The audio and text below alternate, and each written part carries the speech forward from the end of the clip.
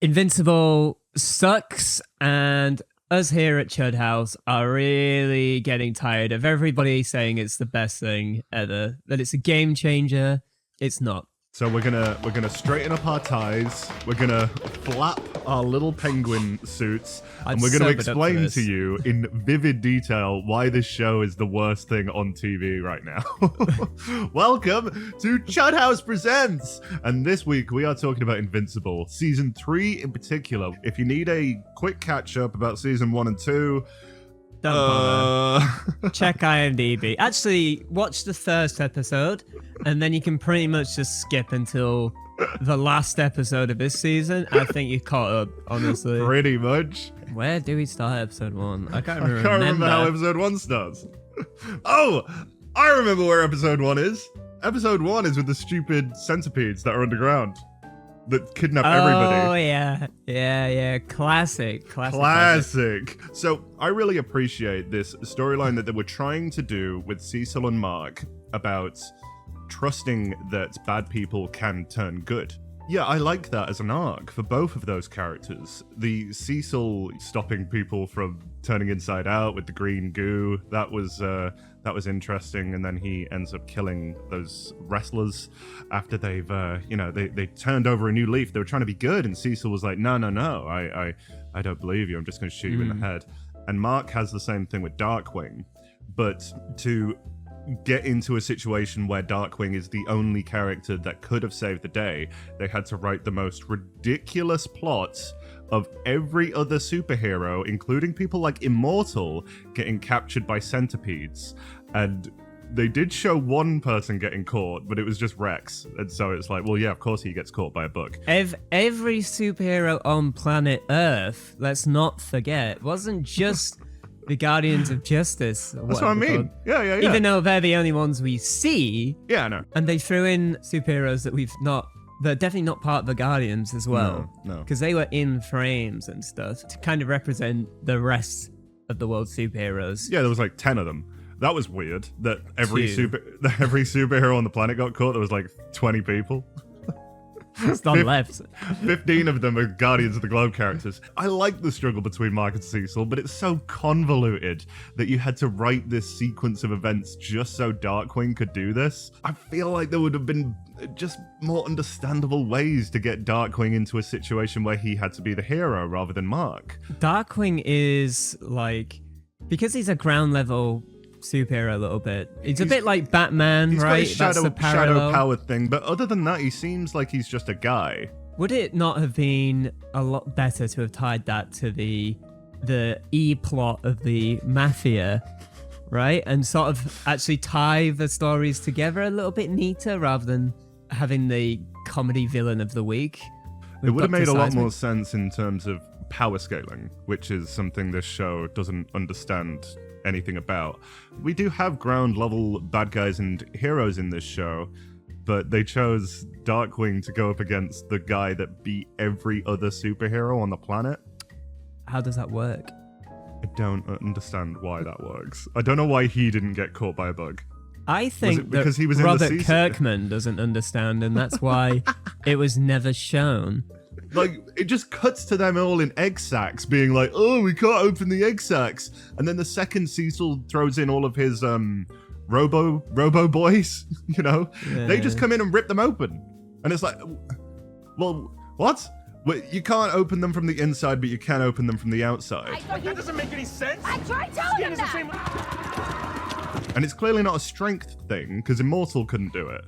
Immortal, the power scaling, right? We know that he can go briefly toe-to-toe with, like, Omni-Man. Even though Omni-Man and any other Ultramite will eventually overpower him, he can. Yeah, he can. Immortal seems to be about as strong as Omni-Man, but he doesn't have the durability of him. So a punch will go through him rather than just bouncing off like it would with Omni-Man.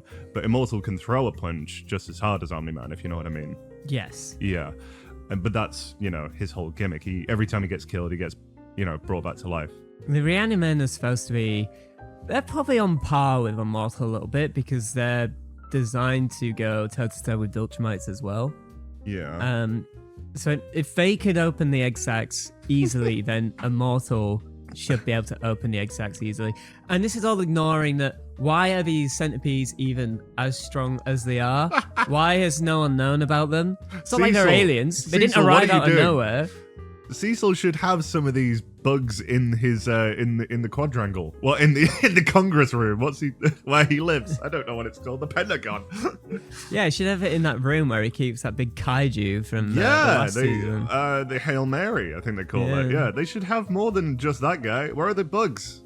Maybe they do. Maybe they've just got I know one. Dr. Seismic seemed to be using some kind of mind control thing with those bugs. And the second that his tech stopped working, the bugs just crawled away. They didn't care anymore. Why does Doc Seismic have mind control? This is why power scaling matters, okay? It does matter. This does lead us into like this a little bit, which fucking drove me mental. So in the final episode, Eve fights Conquest. Yeah, she comes back, she's like supercharged. Gets absolutely smushed. Their energy blasts are just used to hit people. Yeah. And it's never used, interestingly. It's You know, always Eve's pretty doing vague this. what a hit even means in this show. It doesn't really feel like it matters what these energy beams are, because none of them do anything apart from send you flying or, you know, have like a force behind it. It doesn't feel like any power actually does anything. It's just a different colored lightning bolt. Yeah, they could just all be strong men that fly. They could all be Superman types and it wouldn't matter. They're all just different colours. Yeah, it feels like that's what they are. She comes up with a good counter to the strongest Viltrumite, right? Creating density in the air around him so that it can't move properly. Yeah, he freaks out when that happens as well because he doesn't actually understand what's going on. Which is then immediately preceded with her creating a big Harley Quinn style hammer to hit him with. And then she never uses the one thing we've seen effectively work against a Viltrumite.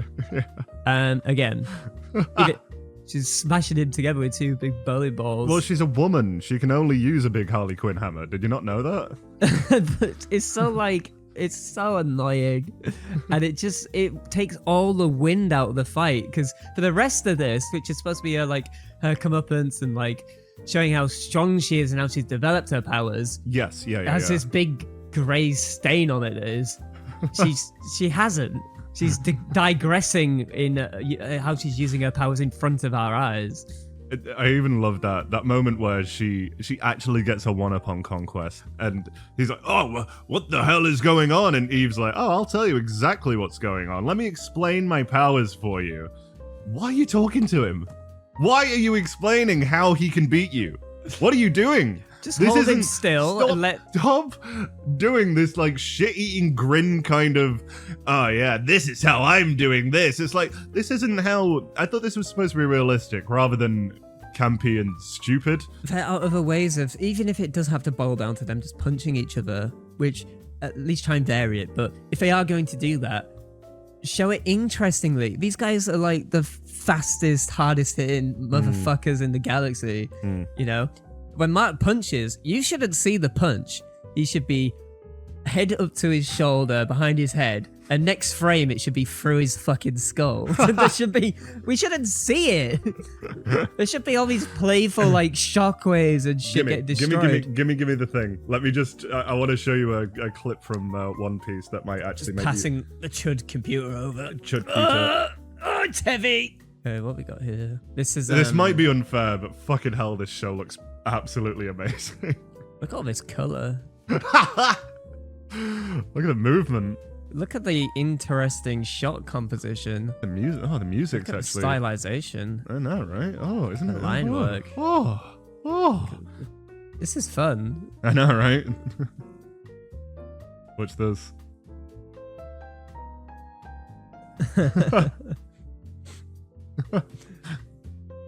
Boing, boing, boing. Fun. That's fun, isn't it? Oh, isn't it weird when you're having fun? I enjoyed that more than I think any of definitely season 2 and season 3.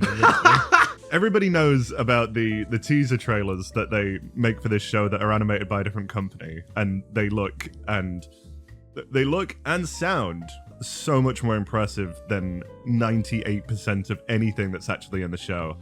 And there is so much energy and life to the way that the characters interact with each other. The voice acting and the audio editing in this show are horrendous. Yeah. But in these teasers, it's gorgeous. Nobody talks when the other person's talking. It just feels like every single conversation is, I'm waiting for you to finish your line and then I'm going to say my line. This affects the pacing a lot because it feels a lot slower. Just because of that, there's no like what's the word? Flow, right? There's no flow to the conversations, and it makes it sound like you're just listening to lines being read rather than actually being Like a conversation that's happening? Yeah, like a believable conversation. Mm-hmm. Why didn't we just use these animators? Because they were expensive. They already got a contract for Creature Commandos, so That was a direct reaction to people saying that the show looks like crap, but the teasers look amazing. James Gunn was like, all right, okay, I'll just have to make my show. Oh, you need money? Yeah, don't worry, I've got it. yeah, sure, I'll pay you. Yeah, sure, I'll pay you. I'll pay you out my own pocket. These are annoying because it looks too good. These teasers look too good for the show. Even the way that people move, like, there is so much more movement just within people's faces in these teasers. Their mouths will move, they'll bop up and down, but none of their actual facial features will move and change. In the teasers, they actually do that, which is irritating. It's not something I would probably even bring up if the teasers didn't do it. Like, but it's, I don't know, it is a teaser, isn't it? So Teasers can't be better than the show. you know when you like, if you're teasing someone, it's like you just like a little jest here and there. This feels like this is bullying. This is a jest. This is a fuck you to the audience. This is a total jest. I would like it a lot more if it just didn't treat everything with so much reverence, as if this is the most serious thing you've ever watched. And it's just, what did I say? I said something like it's 90% air. You know, it's just, you could cut these episodes down into probably half the runtime, I would say. It would be so much more digestible without really changing anything. That would cure so much of its issue, honestly. Why is this show 45 minutes apiece? They should be 21. They should be like standard half an hour TV kind of length. I believe all of these issues have been there from the beginning as well. I don't think this is new to season 3. Yeah, no. People that are watching it are just happy to watch slop, I guess. So they don't really care about the quality. You know, people like Big Bang Theory. You can't trust people. They like Big Bang Theory and voted for the Nazis. You can't trust people, Jeremy. That recent episode has got one of the highest ratings of any episode of TV, which to me will tell Amazon, oh great, they don't give a shit about the animation quality. We could probably actually cut back even more so on the budget for next season because they don't care. It's 100% true. It's probably what they've been doing already. Yeah, it's reactionary. I'm sure it is. Where they can save money, they'll save it. This is why the world needs Chud House right now. Okay? No one's saying it like it is, man. No one's saying it like it is. Wake up, sheeple. They're putting Invincible in the water. Maybe we're wrong. Maybe we're fundamentally wrong about all of this. Tell us in the comments if you think we're completely and utterly wrong about every single one of our points. I will happily debate every single one of you. The follow-up episode is going to be a Jubilee style episode. I'll happily sit in the middle and yell abuse at every single one of you fuckers that dares to come and sit in that hot seat. I swear to God. Should we talk about how, just summarize how I think we're getting to the end, aren't we? Our letter to Robert Kirkman for season 4. Like, what would we do? Because we were saying that we shouldn't critique this too heavily without having some suggestions to make it better. You know, fundamentally what this is we really want to work on Invincible because we want to be constructive. We're cut out for it, okay? Yeah, we've got check out my LinkedIn, all right? I'm worthy of working on this show. All right, first thing you need to do is cut down every episode to 21 minutes. We can make a flow chart to make this easier as well. If there's a character in your episode that doesn't do or say anything, cut them. Remove them. Maybe get them out. He also needs to hire some porn animators. Like, yeah, those are the people that did the teasers. Yeah. Or the Twitter porn artists that can... Oh, they know how to animate cum coming out of cock. So they can animate anything. Just imagine it's blood. Just do a hue change, and then you'll be able to see. That's what I'm saying. Yeah, exactly. You're Yeah. so right. You're so right. Final thoughts? Can't wait for season 4, man. Oh, I cannot wait. Are we all excited? Can't wait to see where it goes. You are not getting another one of these for season 4. No, we're not. In fact, doing we this might again. do an introspective when the show ends, but yeah, that's not coming for another 6-7 years. So 67 years. Hey, with the way that they're making these animators work, maybe we'll have season 7 by like next year. That'll be exciting, won't it? no, it's gonna be slop. It's gonna be more slop in the trough. Oink oink piggies, it's slop time. Let us know how you feel about the format this episode as well. We're trying something a little bit different here. We're probably Yeah. gonna do more of these. We don't know what next. Like and subscribe, by the way. Probably gonna be something that doesn't make us as angry. Right, we'll see you next time, Chudlings. We love you all so much, and don't worry, we'll be a little less annoyed in the next episode, I'm sure.